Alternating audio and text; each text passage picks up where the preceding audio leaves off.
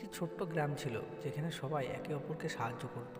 একদিন গ্রামের এক প্রবীণ ব্যক্তি, যিনি অনেক অভিজ্ঞ ছিলেন, তার নাতিকে একটি গুরুত্বপূর্ণ শিক্ষা দিতে চাইলেন। তিনি নাতিকে বললেন, তোমার কাছে যদি কিছু অর্থ থাকে তবে তা শুধুমাত্র নিজের জন্য না, অন্যদের সাহায্য করার জন্য ব্যবহার করো। নাতি প্রথমে বুঝতে পারল না। প্রবীণ ব্যক্তি তখন তাকে একটি উদাহরণ দিলেন। তিনি একটি গাছের নিচে দুটি পাথর রেখেছিলেন। একটি পাথর উঁচু এবং বড় ছিল, অন্যটি ছিল নরম এবং ছোট।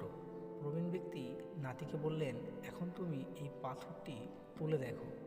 নাতি তাকে তুলে দেখল, কিন্তু এটি খুব ভারী ছিল। তারপর প্রবীণ ব্যক্তি তাকে ছোট পাথরটি তুলে দেখালেন, তা সহজেই তোলা গেল। তিনি বললেন, এই বড় পাথরটি যেমন তোমার একা তুলতে খুব কঠিন, তেমনি যদি তুমি শুধু নিজের জন্যই ভাবো তখন তুমি অনেক কিছু অর্জন করতে পারবে না।